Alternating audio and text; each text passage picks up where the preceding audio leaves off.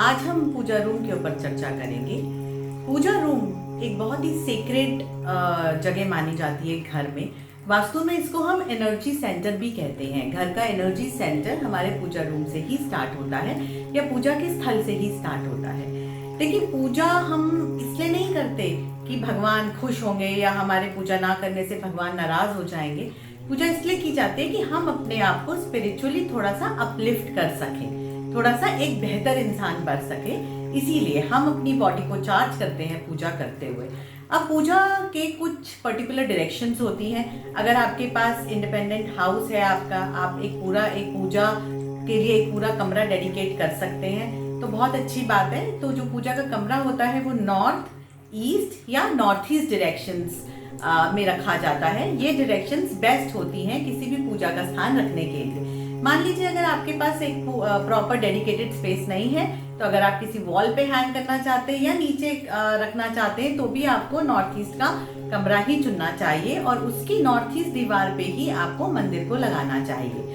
अब एक तो हमने बात की प्लेसमेंट ऑफ मंदिर की। अब दूसरी जो इम्पोर्टेंट चीज आती है वो हमारी फेसिंग की।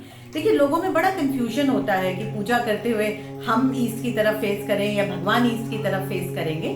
तो इसका सिंपल सा लॉजिक है कि जब हम एक मंदिर में जाते हैं, एक स्थापित मंदिर में जाते हैं, तो भगवान जो होते हैं वो हमेशा ईस्ट फेसिंग होते हैं या नॉर्थ फेसिंग होते हैं। परंतु घर में गृहस्थ जीवन में ये चीज डिफरेंट हो जाती है। इसमें जब हमें पूजा करनी है तो हमें या तो ईस्ट फेस करना चाहिए या नॉर्थ फेस करना चाहिए या नॉर्थ ईस्ट फेस करना चाहिए। तो हमेशा अपनी फेसिंग का आपको ध्यान रखना चाहिए। दूसरी चीज, अब जो सबसे इम्पोर्टेंट लोगों में कंफ्यूजन रहता है कि मान लीजिए अगर आपके पास नहीं है नॉर्थ ईस्ट में या नॉर्थ ईस्ट में किसी का बेडरूम आता है तो क्या बेडरूम में मंदिर रख सकते हैं? तो बिल्कुल नहीं। बेडरूम में किसी भी प्रकार का मंदिर नहीं होना चाहिए। किचन में मंदिर नहीं होना चाहिए। मंदिर जो है वो आपके कभी भी किसी बाथरूम के कॉमन वॉल पे भी नहीं होना चाहिए।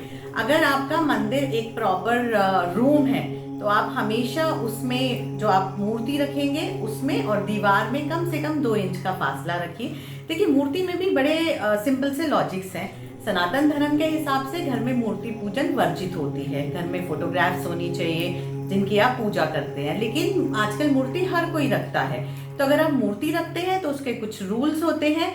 बालिस्त से बड़ी और अंगलिष्ट से छोटी मूर्ति घर में नहीं होनी चाहिए। बालिस्त यानी उसको एक मेजरली 12 इंचेस बोला गया है। 12 इंच से बड़ी मूर्ति में अपने आप को प्राण प्रतिष्ठा करने की शक्ति होती है, इसलिए 12 इंच से बड़ी मूर्ति हम घर में नहीं रखते हैं, वर्जित होती है। और बहुत छोटी मूर्तियां भी घर में वर्जित होती हैं।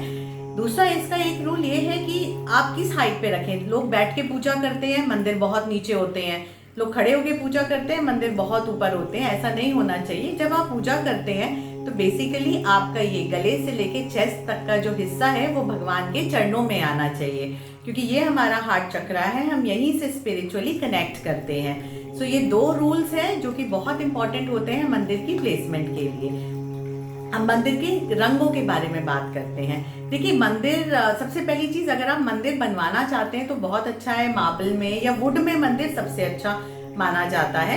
आजकल बहुत सारे मोटिव्स बनते हैं मंदिर में, ओम बनता है, सातिया बनता है, जो कि बहुत शुभ माना जाता है। अगर आपका एक डेडिकेटेड कमरा है मंदिर के लिए तो आप उसमें पीला रंग कर सकते हैं, सफेद रंग कर सकते हैं। ये 2 रंग बहुत ही शुभ माने गए हैं मंदिर के लिए।